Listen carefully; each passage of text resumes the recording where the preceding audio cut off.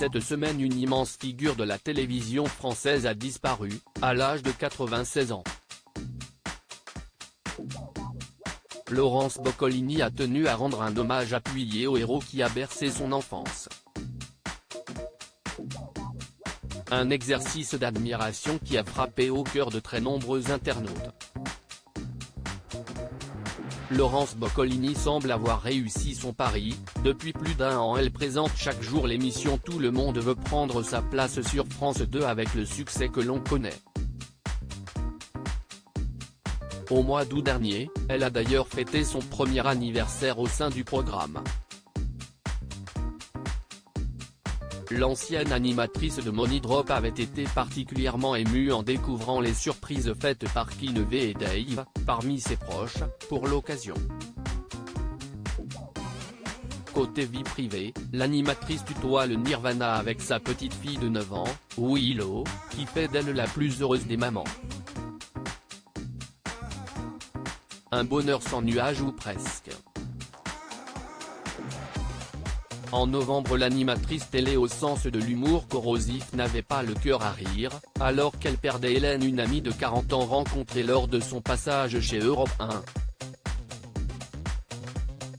Je suis effondrée et j'ai tellement de peine, indiquait-elle notamment avec pudeur sur son compte Instagram.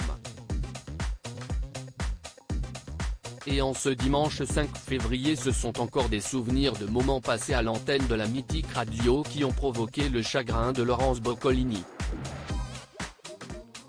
L'animatrice a en effet évoqué la mort, annoncée par ses proches, à l'AFP ce vendredi 3 février, de l'immense acteur Louis Yvel. Formé au conservatoire et au cours Simon, Louis Yvel était depuis 1949 l'époux de l'écrivaine, réalisatrice, actrice Frédérique Hébrard, avec qui il avait vécu plus de 70 ans et dont il avait 3 enfants: Catherine, Nicolas et François, réalisateur et scénariste.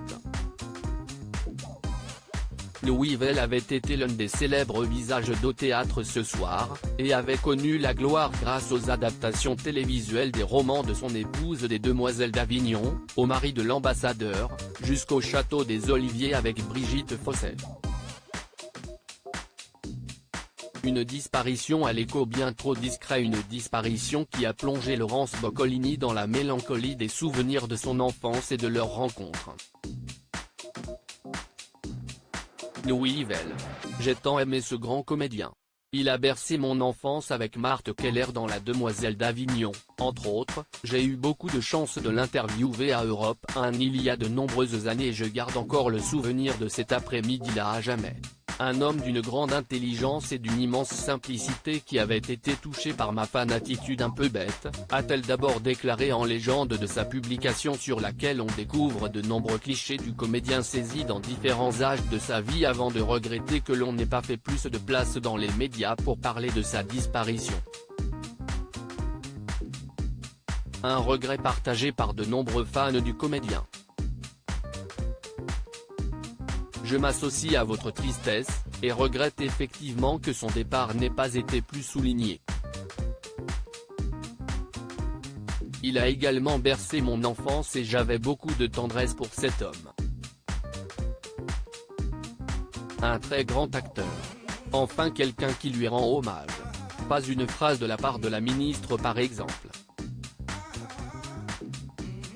Bien dommage, oui, je suis choqué, on fait beaucoup de bruit souvent pour de la médiocrité. Lui était un seigneur discret, se sont attristés de nombreux abonnés.